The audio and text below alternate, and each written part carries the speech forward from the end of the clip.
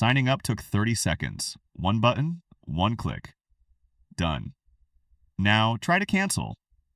You open the app, you go to settings, you scroll through account, you find a link that says Manage Subscription. You click it. It takes you to a page that doesn't have a cancel button.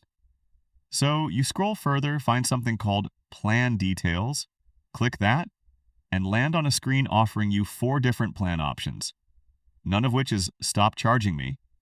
So you search the Help Center, find an article that tells you to go back to Settings, then Billing, then Payment, then Update Preferences, and somewhere in there, in text so small and gray it's practically invisible, is the word Cancel. That maze was not an accident. It was a product. Someone designed that journey deliberately, carefully, and brilliantly so that at every turn you'd get just frustrated enough to think, I'll do it later. And then you wouldn't. And they'd charge you again next month. In the next few minutes, I'm going to show you the exact playbook companies use to make cancellation feel impossible. The tricks, the psychology, the reason the government tried to stop it, and how the companies fought back and won. And once you see the strings, you'll know exactly how to cut them. Let's start with the maze itself, because it has a name in the design world, and the name tells you everything. It's called a roach motel, named by a researcher called Harry Brignull, who cataloged these tricks and gave them a label that stuck. Dark patterns. A roach motel is a design where getting in is effortless, but getting out is deliberately hard. The door only opens one way, and it's everywhere. You sign up with one click. But to cancel, you navigate through 6, 7, 8 screens. Each one looks slightly different. Each one has buttons that say things like Keep My Benefits in bright bold color and Continue to Cancellation in faint gray text that barely contrasts with the background. Your eye naturally goes to the bright button. You have to actively hunt for the exit. That's not a bug. Someone A/B tested which shade of gray makes the most people give up. But the hidden button is just the entrance to the real gauntlet, because once you find it, the save flow begins. Are you sure you want to cancel? Yes. But you'll lose access to all your saved data. Still, yes. We'd hate to see you go. How about 50% off for 3 months? No. What if we paused your account instead? No. We just want to understand why. Could you tell us your reason? That's not a survey. That's a stalling tactic. Every screen is a chance for you to give up, close the tab, and forget about it until next month when they charge you again. Companies call this a save flow, and they measure it the way a casino measures the house edge, by the percentage of people who enter intending to cancel and come out still paying. In the industry, those people are called saves. Your frustration is their conversion rate. And then there's the special version, confirmshaming. No thanks, I don't want to save money. No, I prefer to pay full price. No, I don't care about my health. The cancel option is worded so that clicking it makes you feel stupid. It's a tiny guilt trip dressed up as a checkbox. And it works. Not because you're gullible, but because your brain processes that moment of shame faster than your logic can override it. But the maze gets worse because some companies don't even let you cancel online. They make you call. You signed up in 30 seconds. To leave, you have to phone a human being during a business hours on a trained retention agent, measured by how many cancellations they prevent per shift. Their job is to keep you talking and offering until you give in or hang up out of pure exhaustion. Gyms have done this for decades. Satellite radio became infamous for it.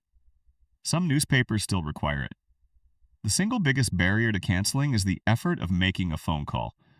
Most people would rather keep paying $11 a month than sit on hold for 20 minutes. That's the business model. Now layer on the trick that gets you in the door, the free trial. Try it free for 7 days. Cancel anytime. Sounds fair, but notice, they needed your credit card to start a free trial.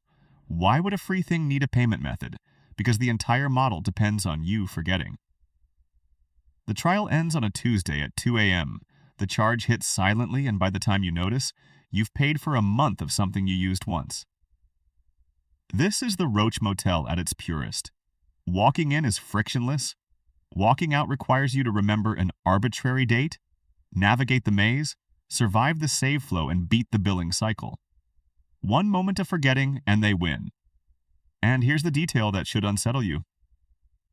None of this is accidental or lazy. It's optimized. Every one of those screens, the guilt trip, the gray button, the "Are you sure?" was A/B tested. 2 versions, 2,000 people, and whichever made more give up got shipped. Your confusion was the winning variant. Your frustration was tested on thousands before it reached you, refined until it performed, and deployed at scale. That maze wasn't just designed, it was evolved. So at some point, someone tried to stop it. The US government said, if you let people sign up with one click, you should let them cancel with one click. They called it the click-to-cancel rule. The Federal Trade Commission spent years building it, gathering complaints, documenting the dark patterns, finalizing the regulation in late 2024. One click to join, one click to leave. Done. And then the companies sued. Industry groups took the FTC to court, and in July 2025, a federal appeals court struck the entire rule down. Vacated. Gone. The door you were promised was dismantled before it was ever installed.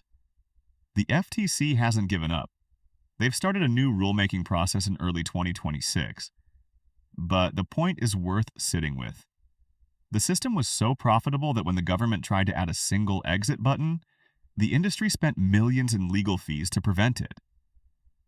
Ask yourself what that tells you about how much your inability to cancel is worth to them. So, if you've ever felt stupid for paying 3 months for something you meant to cancel on day 2, stop. You were not careless. You were in a maze that was built, tested, refined, and defended in federal court to make sure you'd keep paying. You were never supposed to find the exit. The exit was never supposed to exist, but once you see the maze, you can stop walking into it. Here's what actually works. First, use a virtual credit card. Services like privacy.com let you create a card that expires on a set date. Set it to expire the day your free trial ends. When they try to charge it, it declines. You don't need to find the cancel button. You remove the money. Second, the moment you sign up for anything with a free trial, set a calendar reminder for 2 days before it ends. Give yourself time to navigate the maze while it's still free.